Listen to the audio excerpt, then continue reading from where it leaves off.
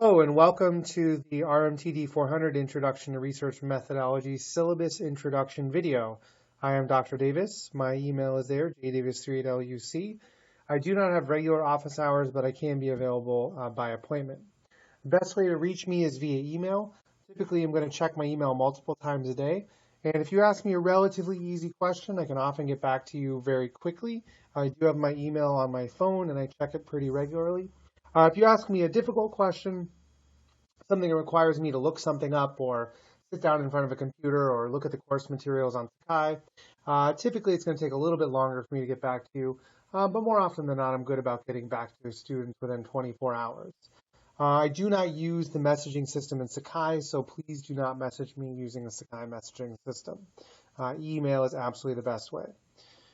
You will need the text for this class. That's the Johnson and Christensen text. I recommend the publication manual from APA. It's useful to have if you are as a graduate student. However, most of the stuff that you need for APA style you can find by looking it up online. The style manual it's pretty well organized. It's a useful thing to have. Research is the foundation of all scientific inquiry. It's the structure through which all knowledge is created and maintained. Everything that we know as a species comes largely in part through the use of the scientific method.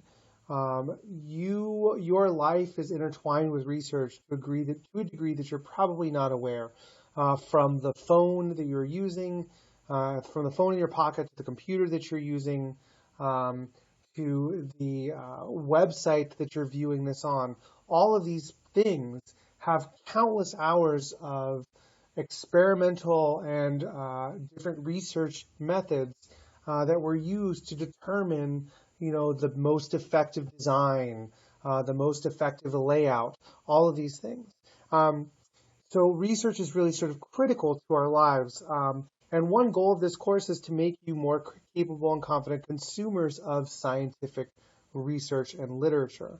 Additionally, I'm going to give you some experience developing a research proposal. So one of the secondary and aspects of this course is teaching students how to approach a large-scale thesis-style research proposal or dissertation-style research proposal. I've got some specific course objectives here that you can read if you like. This is an online course, and so what this means is that each week's materials will be made available on Mondays and Wednesdays. Because this is a summer course, we will cover 2 units per week. So the Monday unit will go from Monday to Friday. The Wednesday unit will go from Wednesday to Sunday. The due dates for all the assignments, essays, quizzes, forum posts, etc. are all posted on the course calendar on the syllabus. I put a lot of time and energy into developing the course calendar because I want students to have predictability in their lives. And so I will rarely deviate from this course calendar. When you look, you will notice that typically the weekly quizzes are going to be due on Fridays or Sundays, and the assignments are typically going to be due on either Saturdays or Mondays. So you will never have more than one thing really due at the same time. The grade that you earn is going to be determined by the points that you earn on the forum post assignments, essays, the final proposal. This is a points-based class, so your final letter grade is based on the number of points that you have earned over the course of the term. When I apply final letter grades, I will look at the total number of points you've earned, and I will apply it to this grade breakdown, and that will be your letter grade. This is good because it means theoretically everyone could get an A. You're never in competition, and I encourage you guys to work together. But be advised that there is no extra credit, and I do not bump grades. So your final point total is the final point total that you have. So for example, if you end up with 278 points, that is in the A- range. Even though it's the top of the A- range, it is in the A- range, and I do not just bump you those 2 points into the next range, grade range above. So be aware of that. I don't give updates on your grades directly throughout the quarter. I will post all the grades to the gradebook on Sakai. This is my first time teaching this class and using Sakai, so I'm not entirely sure what that will look like from the student's perspective, but all those grades will be posted to Sakai. If you disappear from the course, I will not track you down to wonder what is going on with you. However, if you find yourself struggling or you're having questions or you need extra help and you come and see me or you email me, I'll do everything that I can to help you get through the class. The easiest way to keep track of your grades is to keep a running tally of the points that you've lost. So if you think everyone at the beginning of the class has a 100% in the class, because no one has lost any points at all on any of the assignments.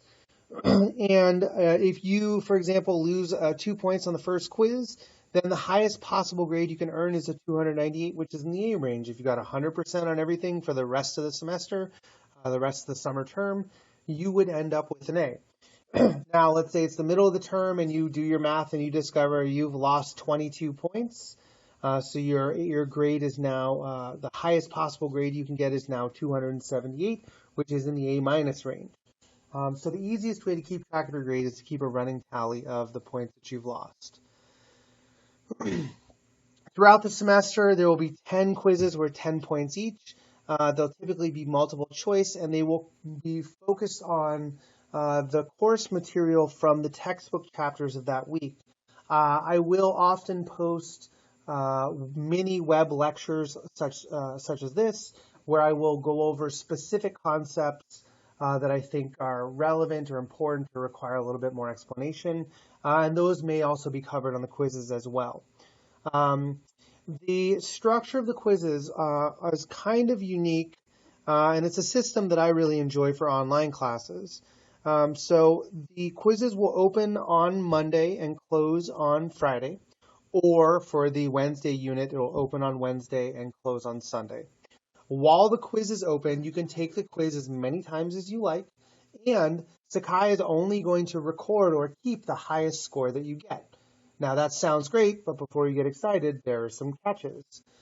So catch number one is that the quizzes are timed. You will only get 12 minutes to take the quiz. Catch number two is that when you retake the quiz, you are not necessarily going to get the same questions. It is going to pull questions randomly from a test bank. So the best strategy for taking these quizzes is to view the course materials for the week, read the text for the textbook chapters for the week, for the unit, and then with your book and your notes open, take the quiz. If you get a perfect score, awesome, you're done. If you don't get a perfect score, if you get a 7 out of 10 or a 5 out of 10 or something like that, then what you should do is look up the answers to the questions you got wrong, write them down in your notes, and then take the quiz again. And if you follow this procedure, you will ultimately be able to earn 100% on every single quiz. Now, if you are trying to get an A in this class, you are going to want to shoot to have an 8 or a 9 on every single quiz. You don't need to have a 10 out of 10. If you look at the course grade breakdown, you will see that there's a 20-point leeway for an A grade. So if you get a 9 out of 10 on every single quiz, you will still be in the A range on the syllabus, assuming you don't lose points on anything else. Over the course of the class, you will produce a 10 to 15 page research proposal that'll be the culmination of your experience in the class. The purpose of this is to teach you how to develop a research proposal. The first step in most master's thesis programs toward developing a master's thesis is to develop a proposal where you demonstrate that you are knowledgeable in the area that you'd like to work and propose a study that will address a novel hypothesis or research question that doesn't have research already out there on that question. We will break up this proposal into 5 assignments that are due throughout the term, and you will use those 5 assignments as a basis to go and put together your final proposal. So assignment number 1, which will be introduced in the next unit, will be developing your research questions. Assignment 2 will be a literature search where you find a bunch of research articles. Assignment number 3 will be a bibliography where you create an annotated bibliography with your APA style citations and in-text citations. Number 4, assignment 4, you'll develop an outline where you will structure this bibliography in a way that makes the most sense.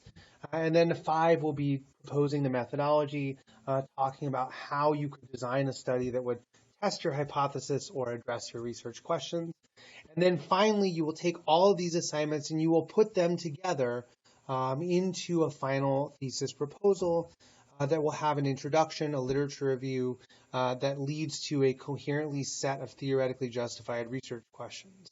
And then propose a study for how you would go about testing those questions. There will also be 2 essay assignments. These are going to be used to assess the School of Education conceptual frameworks. You will need a live text account because these essay assignments will be posted to live text. They'll be typically 3 to 4 pages in length, and you'll get more details about these when they are assigned. Typically, when I assign an essay or an assignment, I will post a brief video like this where I just sort of go over the details of what you need to do for that assignment. Now, this class will not have a lot of forum posts because this is going to be mostly, most of the work in this class is going to be on this research proposal. But there will be a couple forum posts where you will need to make a substantive post and respond to a couple classmates in order to get the full 5 points. Typically, 1 or 2 sentences is not going to be a substantive post. A substantive post is something that is relevant to the topic of the course materials, provides evidence to support assertions, and advances the conversation in a meaningful way. So just make sure that you review this before the forum posts in order to get that full 5 points. There is no late work allowed in the class. For example, the quizzes, they're open on Monday and they close on Friday. And once it's closed, you will not be able to access that quiz. So if, for example, you have a vacation planned to Costa Rica where you don't have internet for one of the weeks of the class, you will just miss that quiz. Now, I recognize that sometimes people have things that come up. So for the quizzes, I do open up all of the quizzes at the end of the term for what I call Quiz Amnesty Week.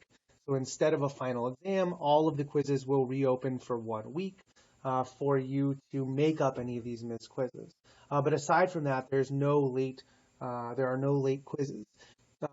Anywhere turned in after the deadline is automatically going to get a 0. However, I will waive this late penalty if you have documentation of an emergency situation that prevented you from meeting the original deadline. And typically, this documentation will be 1 week from the date of the emergency. So if you are on Lakeshore Drive on Thursday afternoon and your assignment number 2 is going to be due on Saturday, and you get into a terrible car accident and your laptop is thrown from the car and completely destroyed along with all of your files and all of your work, and you have a police report with the dates and times and your names that you can scan and email me to let me know that this is the documentation for this emergency, then I will typically waive this late penalty and grant you a 1 week extension. So if the accident happened on a Thursday, you would have the following Thursday to turn that in. I reserve this for emergency situations, things that are unexpected, things that you couldn't possibly have planned for, right? If you're going to be out of town on your Costa Rican vacation, that's not an emergency. That's something that you knew about well in advance and you could plan for, and you could do the work well in advance. So if you have a Costa Rican vacation or something of that sort that is planned, that's going to make it difficult for you to meet a deadline, let me know as soon as possible, and I will work with you to get you the information early so that you can turn that in early. University required content, I'll skim through some of this. So the disability statement, if you have a disability and you require an accommodation, you need to be registered with Students Services for Students with Disabilities Office. You need to let me know about this as soon as possible so that we can get you registered, so that we can get you any accommodation that you might need. So just make sure that you contact me and or the Students Services with Students with Disabilities Office as soon as possible. So School of Education's conceptual framework, standards, diversity. It's important to respect diversity. We will show respect for and sensitivity to cultural, social, and economic diversity in this class. You will use technology. There's electronic communications guideline, academic honesty. Typically, the issue that we will run into in this class for academic honesty is going to be the issue related to plagiarism, and not the kind of plagiarism that you are probably thinking of. When you think of plagiarism, you're probably thinking of copying and pasting from Wikipedia or copying and pasting from an article. And that's not the kind of plagiarism that's problematic. Students, especially graduate students such as yourselves, typically don't have that problem. The bigger problem that we're going to have is what I call inadvertent plagiarism, where you're just not doing a good job paraphrasing the material. So you're using similar sentence structures, or you're using similar words in a similar order from the source material. And even if you cite that, if it's still similar words in a similar order, that is not ideal. And Turnitin.com is going to identify that as coming from that source material. All of the papers that we do in this class will get sent through Turnitin.com. And learning how to paraphrase effectively is one skill that we will be working on in this class. Ethics reporting, dispositions, whatever those are, IDEA course objectives, sure, those too. The course calendar here, as you can see, all the due dates are listed out here, and I rarely deviate from this schedule. So if you have any questions about the syllabus or the course itself, don't hesitate to send me an email. Thank you for listening to the syllabus introduction video. And then once you're ready, you may continue on to the introduction to online learning materials for this unit.